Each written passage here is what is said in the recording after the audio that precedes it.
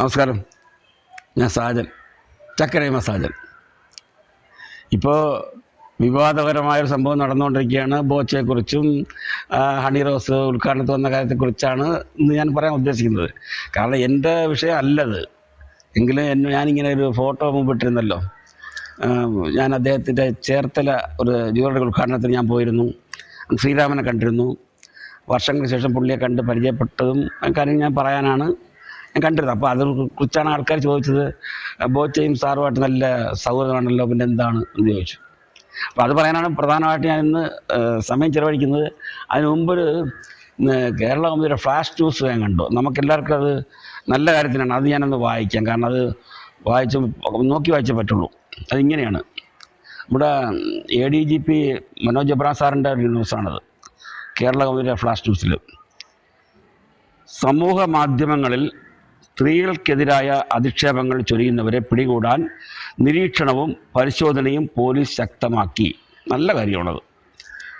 അധിക്ഷേപകരമായ വീഡിയോകളും ചിത്രങ്ങളും പോസ്റ്റ് ചെയ്യുന്നതും അവയ്ക്ക് ലൈംഗിക ചുവയുള്ളതും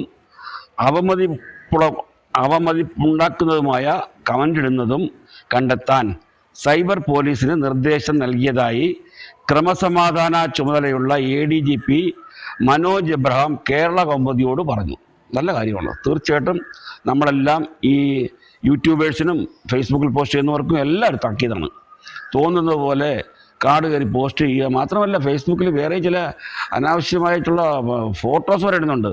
അതിനും കൂടി ഇത് ബാധകമാവണം എന്നുള്ളതാണ് എൻ്റെ ഒരു ആഗ്രഹം. അതൊരു അറിയിപ്പ് നല്ലത് തന്നെയാണ്. അതാണ് ഞാൻ പ്രത്യേകിച്ച് എടുത്തിച്ച് വായിക്കുന്നത്. വീണ്ടും ഉണ്ട്, പരാതി ഇല്ലെങ്കിലും ഇത്തരക്കാർക്കെതിരെ കേസെടുക്കാൻ പോലീസിന് കഴിയും. ലൈംഗിക അധിക്ഷേപമുള്ള കമൻ്റിട്ടാലോ കുറിപ്പുകൾ ഉണ്ടെങ്കിലോ 3 വർഷം തടവ് ശിക്ഷ കിട്ടാവുന്ന ജാമ്യമില്ലാ കുറ്റം ചുമത്തി കേസെടുക്കും. പോരെ? വേണം, അത്യാവശ്യമാണ്. ഇതെന്തുകൊണ്ട് നേരത്തെ വന്നില്ല എന്നുള്ളതാണ് ഞാൻ ചോദിക്കുന്നത്. കാരണം ആ പത്രക്കുറിപ്പ് വീണ്ടും കുറച്ച് അധികം ഉണ്ട്. അത് മുഴുവൻ വായിച്ചിട്ട് ഞാൻ മെനക്കെടുത്തുന്നില്ല. അപ്പം ഇങ്ങനെ ഇരിക്കവേ ഞാനൊരു സിനിമാക്കാരനാണല്ലോ. മുൻപ് ഇരയിമ്മൻ തമ്പിയുടെ ഒരു കവിത അല്പം സെക്സ് ഉണ്ടായിട്ട് സിനിമയിലുണ്ടായിരുന്നു. ദേവരായ മാസ്റ്റർ മ്യൂസിക് ചെയ്തിട്ട് മാധുര്യമ്മ പാടിയതാണ്. അതിൽ നല്ല രസമാണത്. ഇരയിമ്മൻ തമ്പിയുടെയാണ്. ഇരയിമ്മൻ തമ്പിയാണ് താരാട്ടുപാട്ട്, ഓമനത്തിങ്കൾക്കിടാവോ എന്നൊരു പാട്ടില്ലേ, താരാട്ടുപാട്ട്. അത് മനോഹരമല്ലേ? അതുപോലെ ഇങ്ങനെയൊരു സംഭവം ഉണ്ടായിരുന്നു. അതായത് പ്രാണനാഥൻ എനിക്ക് നൽകിയ പരമാനന്ദ രസത്തെ പറയുവതിന് എളുതാവതല്ല എന്ന് തുടങ്ങിയിട്ടുള്ള വരികളുണ്ടല്ലോ. അതിലുള്ള അടുത്ത വരികളൊക്കെ ശരിക്കും ഞാൻ അർത്ഥം പറയില്ല, അർത്ഥം നിങ്ങൾ ഗ്രഹിച്ചെടുത്തോളണം.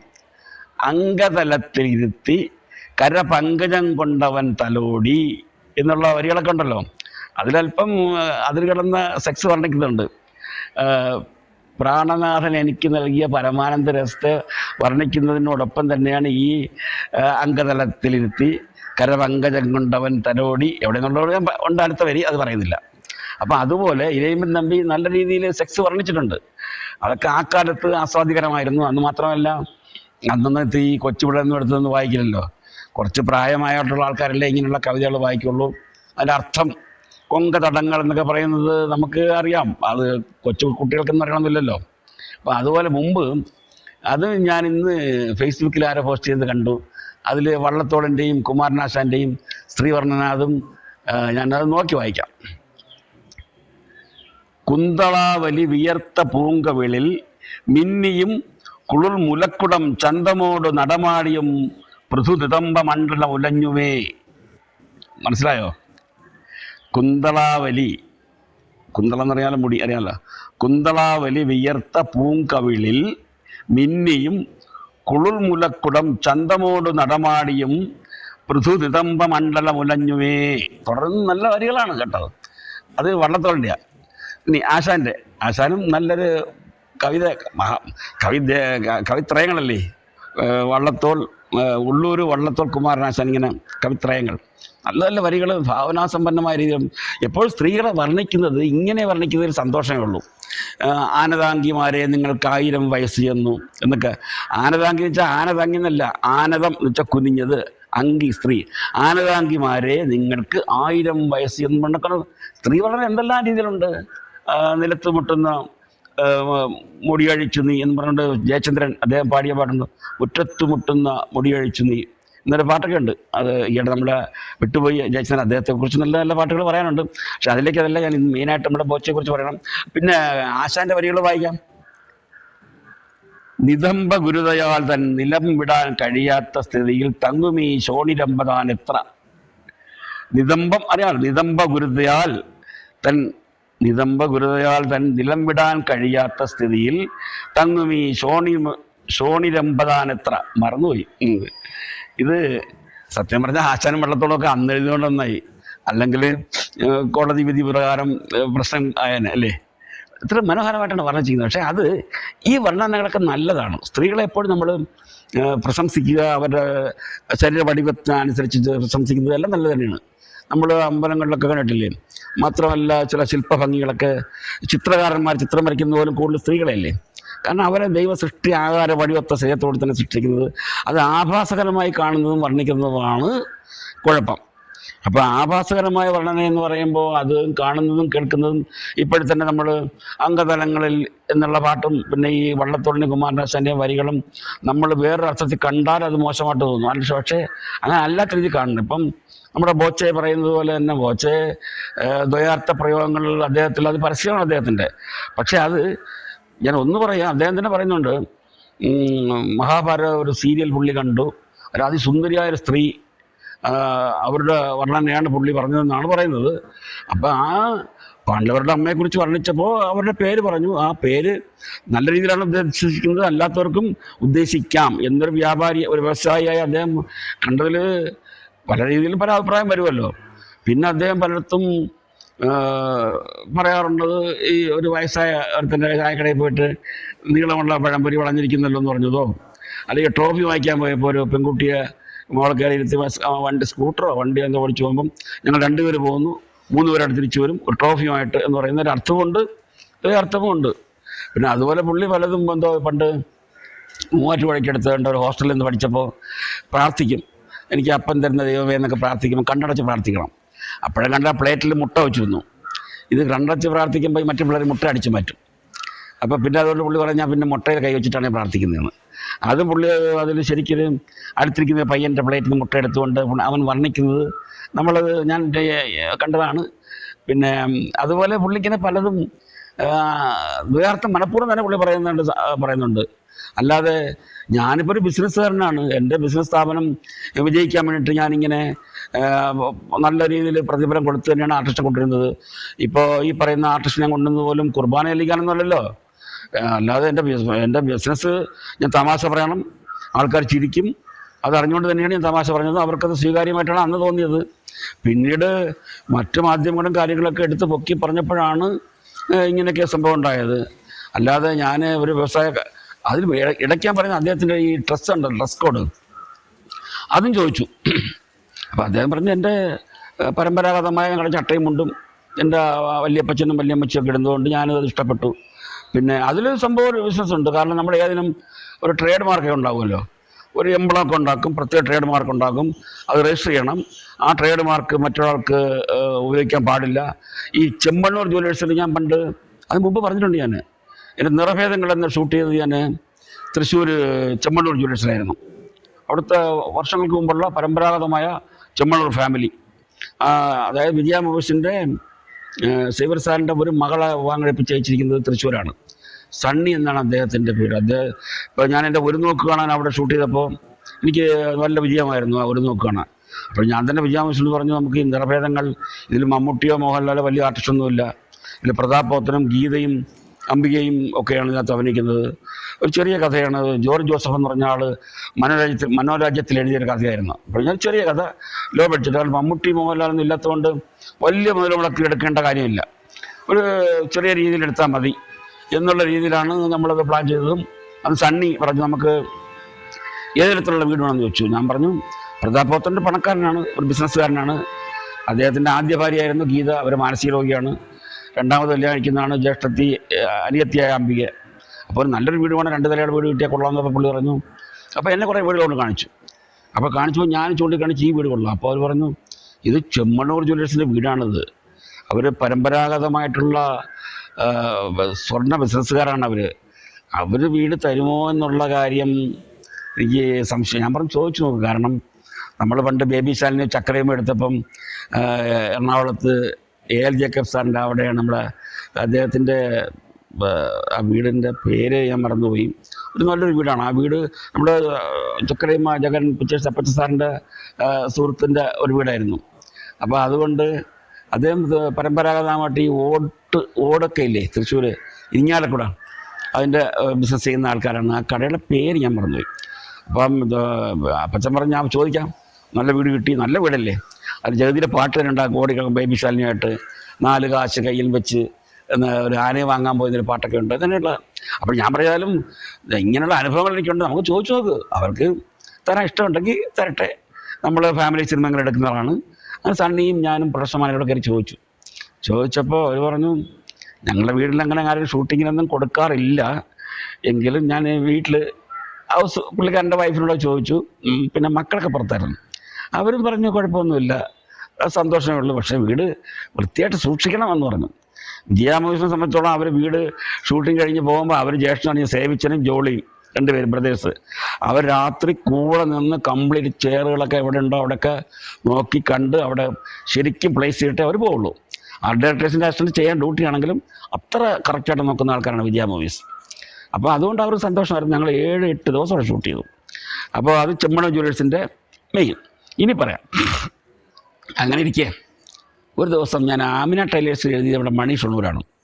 മണി ഷൊണ്ണൂർ ഞാൻ ആദ്യമായിട്ട് ചാൻസ് കൊടുക്കുന്നത് ആ പടത്തിലാണ്. അതിന് മുമ്പ് എനിക്ക് പുള്ളിക്കാരൻ സീരിയലൊക്കെ എഴുതുന്ന എനിക്കറിയാം. എന്നെ മദ്രാസിൽ വരുമ്പോൾ പുള്ളി കാണാറുണ്ട്. തൃശ്ശൂർ ടെലിഫോൺസിൽ GMൻ്റെ സീനിയർ PA ആണ്. ഒരു ദിവസം അദ്ദേഹം വിളിച്ചൊരു സാജൻ ഒരു ഉപകാരം ചെയ്യണം. ഞാൻ ചോദിച്ചു എന്താണ്? ഞാൻ മദ്രാസിലാണ്. പുള്ളി എന്നെ ഫോൺ ചെയ്ത് പറഞ്ഞു എൻ്റെ ഒരു സുഹൃത്തിൻ്റെ മകൾ, അതായത് സബീന, തൃശ്ശൂർ ലേഡീസ് ബ്യൂട്ടി എന്ന് തുടങ്ങുന്ന ഒരു സ്ഥാപനമുണ്ട്, റോൾഡ് ഗോൾഡിൻ്റെ ബിസിനസ്, ജോസ്, അദ്ദേഹത്തിൻ്റെ മകൾ സബീനയും ഈ ദിവ്യ ഉണ്ണിയൊക്കെ ഒരുമിച്ചാണ് അറബിക്കടലിൻ്റെ റാണി എന്നോ മറ്റോ ഒരു സീരിയൽ അഭിനയിച്ചുകൊണ്ടിരിക്കുകയായിരുന്നു. അപ്പോൾ അതിൽ ജോസ് പറഞ്ഞു എനിക്കൊരു ഉപകാരം ചെയ്യണം, കാരണം എൻ്റെ ഒരു ഫ്രണ്ട് ബോബി ഒരു സ്വർണ്ണക്കട തുടങ്ങുന്നുണ്ട്, അപ്പോൾ അതിലൊരു ആർട്ടിസ്റ്റ് കിട്ടിയാൽ കൊള്ളാം എന്ന് പറഞ്ഞിട്ട് ഈ മണി ഷൊണ്ണൂരിനോട് പറഞ്ഞു. അപ്പം ഞാൻ ചോദിച്ചാൽ എന്താ? അല്ല, അതിൽ ഇപ്പോൾ ഒരു പടം സൂപ്പർ ഹിറ്റായിട്ട് ഓടിക്കൊണ്ട് ജാക്ക്പോട്ടില്ലേ, ആ ജാക്ക്പോട്ടിലെ ഗൗതമിയാണ് നായിക, അവരെയൊന്ന് കിട്ടിയാൽ കൊള്ളാം, പാലക്കാട് ഉദ്ഘാടനത്തിനാണെന്ന് പറഞ്ഞു. അപ്പം ഞാൻ പറഞ്ഞു ഗൗതമി, എൻ്റെ പടത്തിൽ ഗൗതമി ഇല്ല. അല്ല, വിജയാമോസിൽ ജാക്ക്പോട്ട് അത് ജോമോനാണ് ഡയറക്റ്റ് ചെയ്തത് പടം, അതിൽ മമ്മൂട്ടിയും ഗൗതമിയായിരുന്നു. അപ്പോൾ ഗൗതമിയൊക്കെ ഒന്ന് കിട്ടിയാൽ കൊള്ളാമെന്ന് പറഞ്ഞു.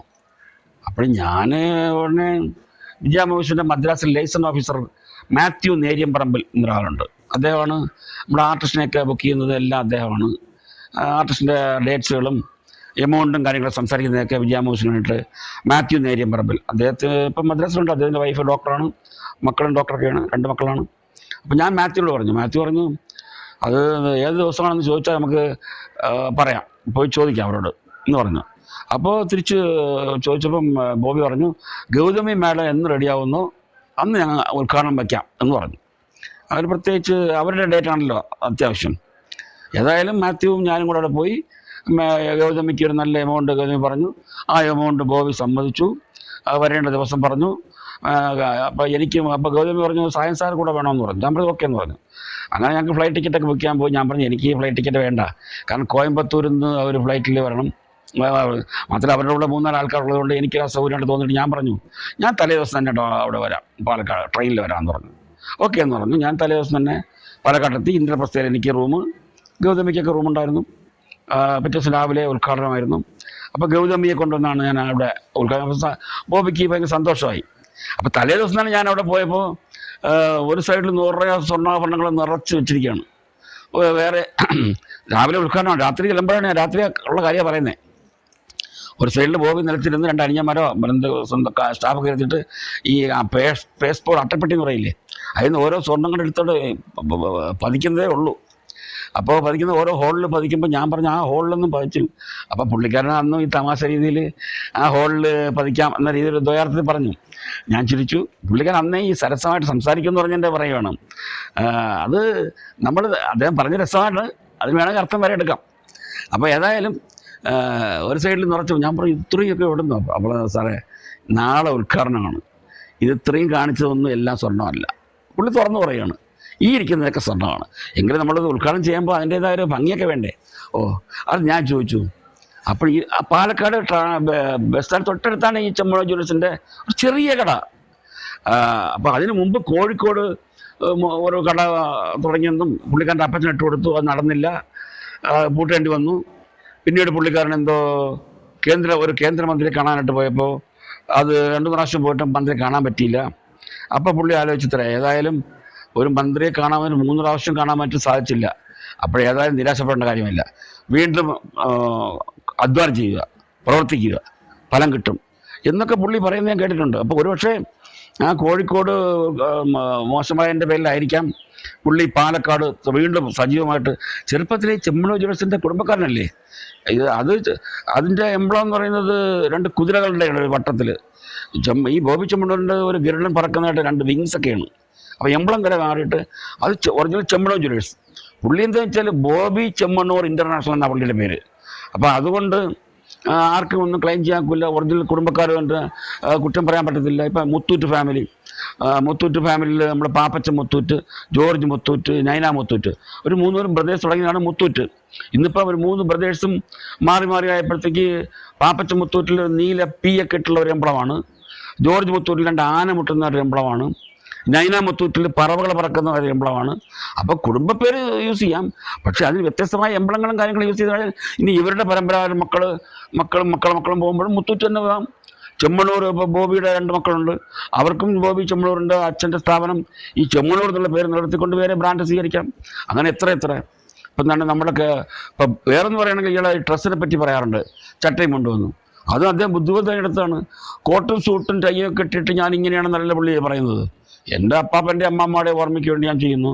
പിന്നെ പുള്ളിക്കാരൻ ഏതോ ഒരു കള്ള് ഷാപ്പ് ഡാൻസ് ചെയ്യുന്നു. അത് അദ്ദേഹം സ്വയം ചെയ്യുന്ന പരിപാടിയാണ്. അതൊക്കെ അട്രാക്ഷൻ വേണ്ടി ചെയ്യുന്നതാണ്. ഈ ദ്വയാർത്ഥത്തിൽ സംസാരിക്കുന്നത് മാത്രമല്ല പുള്ളി ചെയ്യുന്നത്, ഡാൻസ് ചെയ്യുന്നുണ്ട്. ഒരു സ്വർണം പതിച്ച ഒരു വണ്ടിയിൽ അങ്ങോളം ഇങ്ങോളം പുള്ളി ബിസിനസ് കാണിക്കുന്നു. പിന്നെ പുള്ളി ചെയ്യാത്ത മേഖലയില്ല. വയനാട്ടിൽ 1000 ഏക്കർ റിസോർട്ടിൽ പുള്ളി പണിഞ്ഞിട്ട് ഏതോ റിസോർട്ടിൽ പ്രത്യേകിച്ച് എയർ കൊണ്ട് കയറുന്ന അതൊക്കെ നമ്മൾ ഇത് കാണുന്നതല്ലേ. എന്തെല്ലാം പരിപാടികളാണ് പുള്ളി ചെയ്യുന്നത് വെച്ചാൽ വിവിധമായ രീതിയിൽ പുള്ളി ചിന്തിക്കുകയാണ്. ആ ചിന്തയ്ക്ക് പലരും പല വ്യാഖ്യാനങ്ങൾ കാണാം. ചില അസൂയാലുക്കൾ കാരണം പലരും പറഞ്ഞു വരുത്താം. ഒന്നിൽ മാത്രം പുള്ളി പറയുന്നത് ഞാൻ ബിസിനസ് തുടങ്ങുമ്പോൾ എൻ്റെ ഒരു എംബ്ലമായിട്ട് ഞാൻ സ്വീകരിക്കാൻ ഉദ്ദേശിക്കുന്നത് ഞാൻ എന്നെ തന്നെയാണ്. നിങ്ങൾ എന്നെ ഒരു കോമാളിയായിട്ട് കാണാം, അത് തന്നെയാണ് എൻ്റെ അട്രാക്ഷനുകൾ ഞാൻ കാണിക്കുന്നത്. മുമ്പ് ഞാനിപ്പോൾ പറയുന്നത് വെച്ചാൽ നമ്മുടെ വൈശാലിയുടെ സിനിമ എടുത്ത ഭരതൻ ഡയറക്ടർ ചെയ്ത വൈശാലി, അതിൽ മനോഹരമായിട്ട് ഓടിയ പടം. നിർമ്മാതാവാരാണ്? രാമേന്ദ്രൻ എന്നൊരാൾ. അദ്ദേഹത്തിൻ്റെ പേര് വൈശാലി രാമേന്ദ്രൻ എന്നാണ് അറിയപ്പെടുന്നത്. അദ്ദേഹം കുവൈറ്റിലോ ഖത്തറിലോ മറ്റോ ഒരു സ്വർണ്ണ വ്യാപാരിയായിട്ടോ സ്വർണ്ണ ബിസിനസ് ചെയ്യുന്ന ഒരാളായിട്ട് വന്ന് അറ്റ്ലസ് രാമേന്ദ്രൻ എന്ന പേരിലാണ് പിന്നീട് അറിയപ്പെട്ടത്. അദ്ദേഹത്തിന് പരസ്യത്തിന് അദ്ദേഹം തന്നെയായിരുന്നു ജനകോടികളുടെ വിശ്വസ്ത സ്ഥാപനം എന്ന് പറയുന്നത് പോലും കൊച്ചു കുട്ടികളെ പറയാൻ തുടങ്ങി. എന്താണ് അത്? അദ്ദേഹം തന്നെയാണ് അതിൻ്റെ പ്രൊമോട്ടർ. വിചാരിച്ചാൽ പുള്ളിക്കാരൻ്റെ പൈസ ഇല്ലായിരുന്നു. വലിയ ഹിന്ദിയിലെയോ തമിഴിലെയോ മലയാളത്തിലെയോ നടനെയോ നടിയോ കൊണ്ടുവന്ന് ഉദ്ഘാടനം ചെയ്യാനുള്ള പുള്ളിക്കാരൻ്റെ കഴിവില്ലായിരുന്നു. പിൽക്കാലത്ത് എന്തോ ഓഡിറ്റിങ്ങിലോ മറ്റൊരു മിസ്റ്റേക്ക് എന്തോ സംഭവിച്ചതിൻ്റെ പേരിൽ സ്റ്റാഫുകൾ കറക്റ്റായിട്ട് കണക്ക് പ്രൊഡ്യൂസ് ചെയ്തില്ല എന്നോ മറ്റോ പേരിൽ പുള്ളിക്കാരൻ അറസ്റ്റ് ചെയ്യപ്പെട്ടു, ജയിലിലായിരുന്നു. അന്നേരം പുള്ളി ആരും നോക്കാനായിട്ട് ഈ സ്തുതി പാഠകരാരും പോയില്ല. ഇപ്പോൾ ബോച്ചയുടെ തന്നെ ബോച്ചയ്ക്കേണ്ട 20 ലക്ഷത്തോളം ഫാൻസുകാരുണ്ട് ഉണ്ടെന്ന് പറയുന്നു, കാണാം. ഈയിടെ തന്നെ പുള്ളിയെ അറസ്റ്റ് ചെയ്ത് കാക്കനാട് ജയിലിലേക്ക് കൊണ്ടുപോകുമ്പം ഈ ഫാൻസ് എല്ലാം സംഘടിച്ചു എന്നൊക്കെ ഞാൻ ഈ പേപ്പറിലൂടെയും പിന്നെ ഫേസ്ബുക്കിലൂടെ കാണുന്നുണ്ട്. പക്ഷേ ഈ ഇദ്ദേഹത്തിൻ്റെ കൂടെ ഇദ്ദേഹത്തിൻ്റെ ഔദാര്യം പറ്റിക്കൊണ്ട് ജീവിക്കുന്ന പലരും പല സ്ഥലത്തും മുങ്ങിക്കളയും. ഒരാപത്ത് വരുമ്പോൾ ആരും കാണില്ല, പക്ഷേ ഫാൻസുകാർ കൂടെ നിൽക്കും. ഇപ്പം മുമ്പൊരിക്കൽ ഈ പറഞ്ഞ കേട്ട് മമ്മൂട്ടിയുടെ ഫാൻസ് മോഹൻലാലിൻ്റെ ഫാൻസും കൂടെ തർക്കം ഉണ്ടായെന്നും മോഹൻലാലിൻ്റെ ഫാൻസും മമ്മൂട്ടി ഫാൻസ് തർക്കം ഉണ്ടായെന്നും ഒരു കാലത്ത് ഈ മലബാറിൽ ഒക്കെ മോഹൻലാലിൻ്റെ പോസ്റ്റർ ഒട്ടിക്കുമ്പോൾ ആരോ ചാണകമൊക്കെ വാരിയെന്നൊരു സംഭവം ഉണ്ടായിട്ടുണ്ട് മുമ്പ്, എനിക്കറിയാതെ, ഞാനൊക്കെ സജീവമായിട്ട് നിൽക്കുമ്പോഴാണ്. അതുപോലെ മോഹൻലാലിൻ്റെ ഫാൻസ് മമ്മൂട്ടിയുടെ പോസ്റ്റർ തിരുവനന്തപുരം സൈഡിൽ ഒട്ടിക്കുമ്പം ചാണകം വാരി എറിയുന്നൊക്കെ ഉണ്ടായിരുന്നു. പക്ഷേ ഇതൊന്നും നമ്മുടെ ഈ പ്രശസ്ത താരങ്ങൾ അറിഞ്ഞുകൊണ്ടൊന്നുമല്ല, അത് ഫാൻസുകൾ ചെയ്യുന്ന വേലകളാണ്. അതൊക്കെ ഒരിക്കലും ഇതിൻ്റെ അവരൊന്നും പ്രൊമോട്ട് ചെയ്യില്ല. ഇതിപ്പോൾ ഈ ഞാൻ ബോച്ചയുടെ കാര്യം പറയുന്നത്, ഇപ്പോൾ ബോച്ച ഇങ്ങനെ ദ്വയാർത്ഥ പ്രയോഗം നടത്തി എന്നതിൻ്റെ പേരിൽ ഒരു കേസും. പക്ഷേ ഇതിൽ പോയ ആ നടിയും ആലോചിക്കണം. കാരണം അന്ന് അവർ യാതൊരു കംപ്ലൈൻറ്റും പറഞ്ഞില്ല. ഇപ്പോൾ ആറ്റിങ്ങലൊരു ഉദ്ഘാടനം നടന്നു. എൻ്റെ സ്ഥലം ഇവിടെ ആറ്റിങ്ങലാണ്. അവിടെ 10 പേർക്ക് വല്ലതും സ്വർണ്ണ നാണയം കൊടുക്കുന്നത് അവർ അന്ന് ഈ നടി തന്നെയായിരുന്നു ഉദ്ഘാടനത്തിന്. ഞാനന്ന് ഒരു പ്രേക്ഷകനായിട്ട് അകലെ പോയി എന്ന് കണ്ടു. അന്ന് വേണമെങ്കിൽ എനിക്ക് വാച്ചെടുത്ത് പറയാം, ഞാൻ പണ്ട് പാലക്കാട് ഉദ്ഘാടനത്തിന് ഞാൻ ഗൗതമിയെ കൊണ്ടുവന്നതല്ലേ എന്ന് വേണമെങ്കിൽ പരിചയപ്പെടാൻ. വേണ്ട, ആ പുള്ളി തിരക്കുള്ള ആൾ നാണയങ്ങളുടെ സമ്മാനം കൊടുക്കുന്നു, പ്രസംഗിക്കുന്നു, അന്ന് ഉദ്ഘാടകമായിട്ട് കയ്യിൽ വട്ടം ചുറ്റിക്കുന്നു, ഡാൻസ് ചെയ്യുന്നു. അതൊരാൾ ചോദിച്ചു, ഈ വട്ടം ചുറ്റിക്കുന്നത്, അപ്പോൾ ഞാൻ വട്ടം ചുറ്റിച്ചാലേ ഉള്ളൂ, ഞാൻ അടിച്ചുകൊണ്ട് പോയൊന്നും ഇല്ലെന്ന് അതും പറയുന്നുണ്ട്. പിന്നീട് പുള്ളിക്കാരനെന്ന് വെച്ചാൽ വേറെ അദ്ദേഹം ചോദിച്ചു, ഇപ്പോൾ എന്തോ പുള്ളി പറയുന്നു വെച്ചാൽ എന്തോ ബോച്ചെ അടിച്ചു മാറ്റുന്നില്ല, ഏതോ ഒരു ഡയലോഗാണെന്ന്. അതിൽ ഒരു പെണ്ണെന്തോ പരാജയപ്പെടുത്തേക്ക് അതിൽ പരസ്യം എന്തോ ബോച്ചയുടെ ലീലാവിലാസങ്ങൾ പോരെ. പുള്ളി പറയാൻ ഞാനിങ്ങനെ ഓരോന്ന് പറഞ്ഞു. ആ പെൺകുട്ടി എന്തോ കംപ്ലൈൻറ്റ് കൊടുത്തു. പിന്നെ ആ പെൺകുട്ടിയും കാണാനില്ല. ഒരു ഭാഗത്ത് ആ പെൺകുട്ടി ഇംഗ്ലീഷിൽ എന്നെ ചീത്ത വിളിക്കുന്നത് കേൾക്കാം. ഞാൻ ആ കുട്ടിയെ കണ്ടില്ല എന്നൊക്കെ പുള്ളി പറഞ്ഞു. എന്നിട്ട് പരസ്യം വന്നെങ്ങനെയാണ് ബോച്ചയുടെ ലീലാവിലാസങ്ങൾ പോരെ. അപ്പോൾ ഈ ഉദ്ഘാടനത്തിന് പോകുന്നവരും എല്ലാം ആലോചിക്കേണ്ടിയിരിക്കുന്നു. ഒരു വ്യവസായ സ്ഥാപനത്തിലേക്കാണ് നമ്മൾ പോകുന്നത്. നല്ല പ്രതിഫലം കൊടുത്തിട്ടാണ് കൊണ്ടുപോകുന്നത്. അന്ന് ഞാൻ ചോദിച്ച മാതിരി ഗൗതമിക്ക് നല്ല പ്രതിഫലം കൊടുത്തപ്പോൾ ഞാൻ ചോദിച്ചു, ഇത്രയും പ്രതിഫലം കൊടുത്തുകൊണ്ട് നിങ്ങളുടെ ബിസിനസ്സിൽ ലാഭം കിട്ടുമോ? അപ്പോൾ അത് ലാഭം കിട്ടാനാണ് ഞാൻ ബിസിനസ് ചെയ്യുന്നത്. ഇന്നും നാളെ എനിക്ക് കിട്ടിക്കൊള്ളണമെന്നില്ല. പക്ഷേ എത്രയോ ജ്വല്ലറി ഷോപ്പുകൾ ഇവിടെ പാലക്കാട്ടുണ്ട്. അപ്പോൾ ഞാൻ ഈ ചെറിയ കടയിൽ ഞാൻ ചെറുതായിട്ടിരുന്ന് കഴിഞ്ഞാൽ ജീവിതകാലം മുഴുവൻ ഇങ്ങനെ ഇരിക്കാൻ പറ്റുള്ളൂ. അപ്പോൾ അതുകൊണ്ട് ഇന്ന് പ്രശസ്തയായ ഒരു നടിയാണ് ഗൗതമി. അവരുടെ പടം നന്നായിട്ട് ഓടിക്കൊണ്ടിരിക്കുന്നു. അപ്പോൾ അവരെ കൊണ്ടുവന്നിട്ട് അവർ ചോദിക്കുന്ന പ്രതിഫലം കൊടുത്തുകൊണ്ടിരുന്നാൽ എനിക്ക് ഇന്നല്ലെങ്കിൽ നാളെ എൻ്റെ ബിസിനസ് എനിക്ക് നാളെ ലാഭം കിട്ടാൻ ഉണ്ടാക്കാൻ എനിക്കറിയാം. അങ്ങനെയാണ് എല്ലാ ബിസിനസ്സും ചെയ്യുന്നത്. അതേ ഞാനും ചെയ്യുന്നുള്ളൂ. ഇപ്പം മുമ്പൊരിക്കൽ ഒരു നഷ്ടം ഉണ്ടായി എന്ന് കരുതിയിട്ട് നമ്മളൊന്നും പിൻവാങ്ങാൻ പാടില്ല. ഏതൊരു പ്രവൃത്തിയും നമ്മൾ ധൈര്യം മുന്നോട്ട് പോകണം. ടെൻഷൻ വേണ്ട. ടെൻഷനൊക്കെ പടിക്ക് പുറത്ത് എല്ലാം നമ്മൾ നേരിടണം. അപ്പോൾ അതുകൊണ്ടാണ് എൻ്റെ ഈ ബിസിനസ്സിലേക്കുള്ള എൻ്റെ ഈ പോക്ക് ഞാൻ കരുതുന്നത്. അത് അക്ഷരം ശരിയായില്ലേ? അങ്ങനെയൊക്കെ ഞാൻ എന്ത് പറയാൻ കൊണ്ടുള്ളത്, ഈ ഒരു 6 മാസം മുമ്പാണ് ചേർത്തല ഈ ബോബി ഇൻ്റർനാഷണൽ ജുവലേഴ്സിൻ്റെ ഉദ്ഘാടനം. അപ്പം ഞാൻ പേപ്പറിൽ വായിച്ചപ്പോൾ വർഷങ്ങൾക്ക് മുമ്പ് ഞാൻ ബോബിയെ കണ്ടതാണല്ലോ. അന്ന് ഒരു ഓർമ്മ പുതുക്കാൻ പുള്ളിക്ക് ഓർമ്മ ഉണ്ടാവണമെന്നില്ല. പല വ്യവസായ പ്രമുഖർക്ക് 40 വർഷം മുമ്പുള്ള ഓർമ്മ ഉണ്ടാവണോ? എനിക്ക് ഓർമ്മയുണ്ട്, കാരണം ഞാനാണല്ലോ അന്ന് ഗൗതമിയെ കൊണ്ടുപോയത്. എങ്കിലും ഏതായാലും ഞാൻ ചേർത്തല പോയി. ജനസഹസ്രമാണ്. അന്ന് ഉദ്ഘാടനത്തിൽ വന്നത് വേറെ നടിയാണ്. ആ നടിയുടെ പേരെനിക്കറിയില്ല. അവരും ഒത്തിരി പേരും പ്രശസ്തി കൊണ്ടൊന്നും ഇപ്പോഴത്തെ നടിമാരല്ല, എനിക്കറിയില്ല. ഏതായാലും ആ തിരക്കെല്ലാം ഒഴിഞ്ഞ് സ്റ്റേജ് പുറത്തായിരുന്നു. ജനസഹസ്രം. അവിടെ ചേർത്തല ബസ്സെല്ലാം ട്രാഫിക് ബ്ലോക്കാണ്. നേരെ മറിച്ച് ഇദ്ദേഹത്തിൻ്റെ ബിസിനസ് സെൻ്റർ ഉള്ളതുകൊണ്ടല്ലേ ഇത്രയും ട്രാഫിക് ബ്ലോക്കായിട്ട് ജനസഹസ്രം അവിടെ കൂടിയത്. അപ്പോൾ ഏതായാലും കട തുറന്നപ്പം ഞാൻ എൻ്റെ സൈഡിൽ ഒരു സാധാരണ ഒരാളിനെ പോലെ ഞാനൊന്ന് അകത്ത് കയറി. ബോബി തിരക്കില്ലെങ്കിൽ പുള്ളി ഒന്ന് മുഖം കാണിച്ച് കാര്യങ്ങൾ പറയാൻ ഞാൻ സാധനമാണെന്ന് പറയാം എന്നുള്ള ഉദ്ദേശത്തോടെയാണ്. മാത്രമല്ല ഞാനൊരു സിനിമാക്കാരനാണല്ലോ. എന്തെങ്കിലും പുള്ളിയുടെ സിനിമ എടുക്കുന്നുണ്ടെങ്കിൽ എൻ്റെ മുഖം കൊണ്ടൊന്ന് ഓർക്കട്ടെ എന്ന്. കാരണം റഹീം എന്ന് പറഞ്ഞ ഒരു എത്രയോ കോടികൾ കൊടുത്ത് പുള്ളിക്കാരൻ ഒരു റിലീഫ് കൊണ്ടുവന്നല്ലോ. അറബ് നാട്ടിൽ എന്തോ ശിക്ഷയ്ക്ക് വിധിക്കുന്നു. മുക്തി കിട്ടിയെന്ന് തോന്നിയിട്ടില്ല, ജയിൽ മോചിതനായെന്ന് തോന്നുന്നില്ല. അദ്ദേഹം മുൻകൈ എടുത്തൊക്കെ ഇറങ്ങിയ ആളല്ലേ. അപ്പോൾ ഞാൻ പിന്നീട് അറിഞ്ഞു ആ പയ്യൻ്റെ റഹീം എന്നാണ് തോന്നുന്നത്. ആ പയ്യൻ്റെ പേരിൽ ആ പയ്യൻ്റെ ചരിത്രം ഒരു സിനിമയാക്കണം എന്നൊക്കെ പുള്ളി പ്ലാൻ ചെയ്തിട്ട് ഞാൻ പത്രത്തിൽ വായിച്ചിട്ട് ഓർമ്മയുണ്ട്.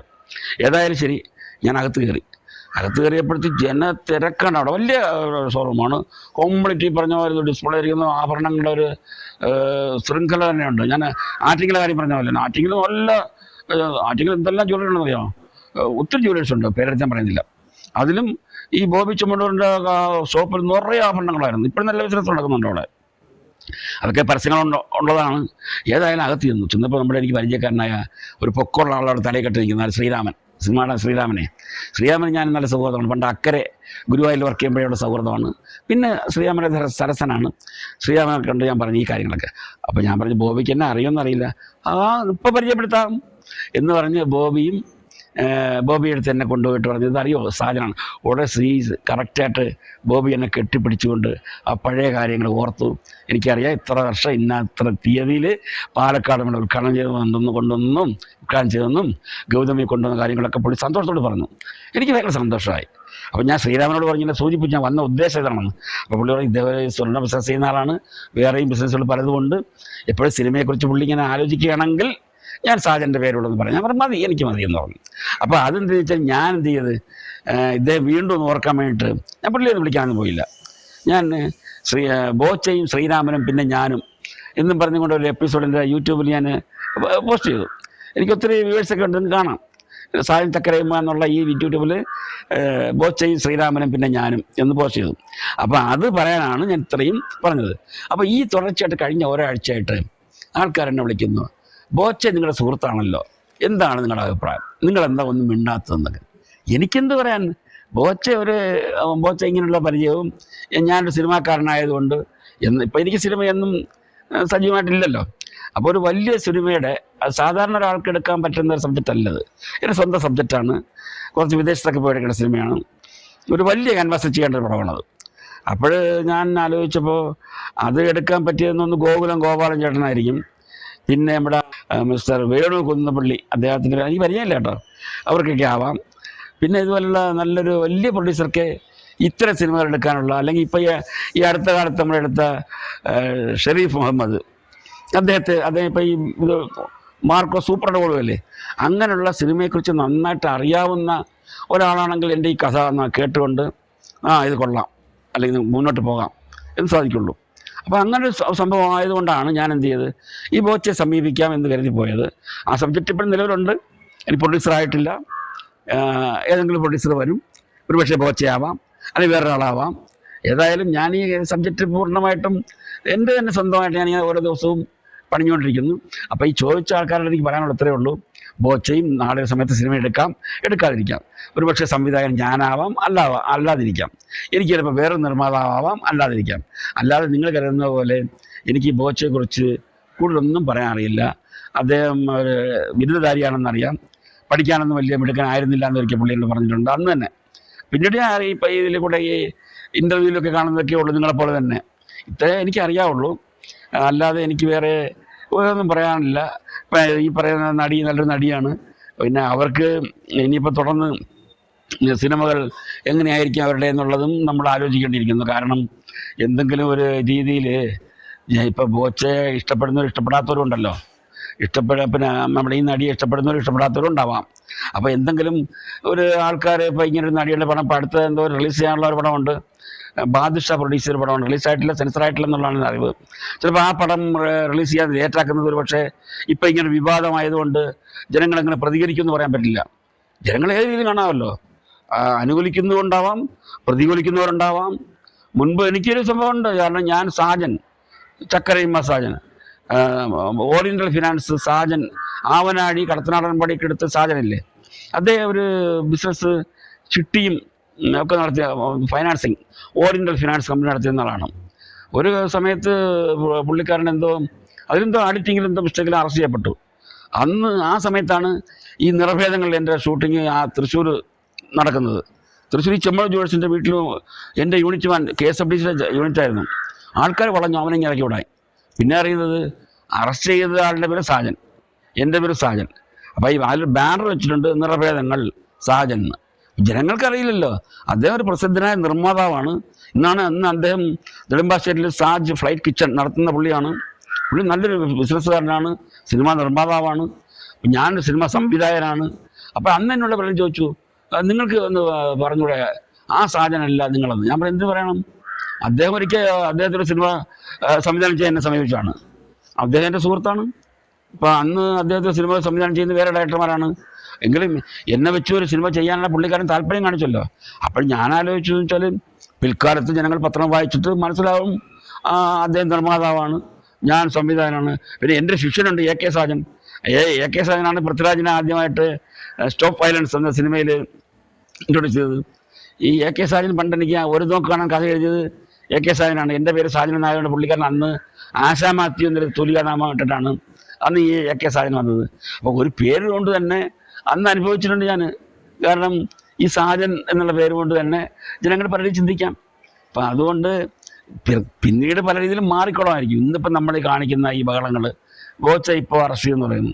ചൊവ്വാഴ്ച അദ്ദേഹത്തിന് ജാമ്യം കിട്ടാതിരിക്കും, അതിന് നിയമവശം അറിയില്ല. അത് നമ്മുടെ കമാൽ പാഷ ട്രേഡ് ജഡ്ജി അദ്ദേഹം കറക്റ്റായിട്ട് പറഞ്ഞിട്ടുണ്ട് എങ്ങനെ ആവാമെന്നുള്ളത്. അതുപോലെ ഒരിക്കൽ സുബി, നമ്മുടെ അന്തരിച്ച സുബി സരസമായിട്ട് ഞാൻ ബോച്ച കാണാൻ പോവുകയാണ്, ബോച്ചയ്ക്ക് നല്ല വസ്ത്രങ്ങളൊക്കെ ധരിച്ച ആൾക്കാരെ കാണുന്നത് ഇഷ്ടമാണെന്ന് അവർ പറയുന്നുണ്ട്. പിന്നെയും വേറെ യൂട്യൂബേഴ്സും പലരും പറയുന്നുണ്ട്. പല രീതിയിലൊക്കെ അതൊക്കെ ഞാൻ കാണുന്നുണ്ട്. അതൊക്കെ എൻ്റെ കളക്ഷൻസ് ഉണ്ടെങ്കിൽ ഞാൻ എൻ്റെ യൂട്യൂബിൽ കൂടെ ഞാൻ അറിയിക്കാം. ഇനി എനിക്ക് വേറെ ഇന്നിപ്പോൾ ഒരുപാട് ആയിപ്പോയെന്ന് തോന്നുന്നു. ഞാൻ ഇന്ന് വേറൊരു മാറ്റർ പറയാനിരുന്നതാണ്. ഈ നസീർ സാറിൻ്റെ 16-ാം തീയതി അദ്ദേഹത്തിന് അനുസ്മരണ ദിനമാണ്. ഇനി MT അദ്ദേഹത്തുമായിട്ടുള്ള സംഭവം എഡിറ്റ് ചെയ്ത് വെച്ചിരിക്കുകയാണ്, അതും പോസ്റ്റ് ചെയ്യും. അപ്പോഴാണ് ഈ ഒരു സംഭവം ജനങ്ങളുടെ ഈ എൻ്റെ സുഹൃത്തുക്കളുടെ അല്ല യൂട്യൂബേഴ്സിൻ്റെ ചോദ്യത്തിന് ആദ്യമായിട്ട് ഇത് തന്നെ ഒരു മറുപടി ആയിക്കോട്ടെ എന്ന് കരുതിയാണ് ഞാൻ ഇപ്പോൾ ഇത് പറയുന്നത്. പിന്നെ വീണ്ടും ഞാൻ ഓർമ്മിപ്പിക്കുന്നു, യൂട്യൂബിൻ്റെ സഹൃദയരായ യൂട്യൂബേഴ്സിനോട് എൻ്റെ ഫോളോവേഴ്സിനോട് പറയുന്നു, ലൈക്ക് ചെയ്യാൻ മറക്കരുത്, സബ്സ്ക്രൈബ് ചെയ്യാത്തവർ സബ്സ്ക്രൈബ് ചെയ്യണം. ഞാൻ വീണ്ടും ഓർമ്മിപ്പിക്കുക വെച്ചാൽ മറന്നു പോകരുത്. ഇപ്പം ഞാൻ ഇത് കണ്ടുകൊണ്ടിരിക്കുക എന്നെ തീർച്ചയായിട്ടും ഞാൻ ഒന്ന് ഓർമ്മിപ്പിക്കേണ്ടതാണ്. എങ്കിലും ആവശ്യമുള്ള ലൈക്ക് തരണം, പ്രോത്സാഹിപ്പിക്കണം. ഇന്ന് ഇത്രയും പറഞ്ഞുകൊണ്ട് നിർത്തുന്നു. നന്ദി, നമസ്കാരം.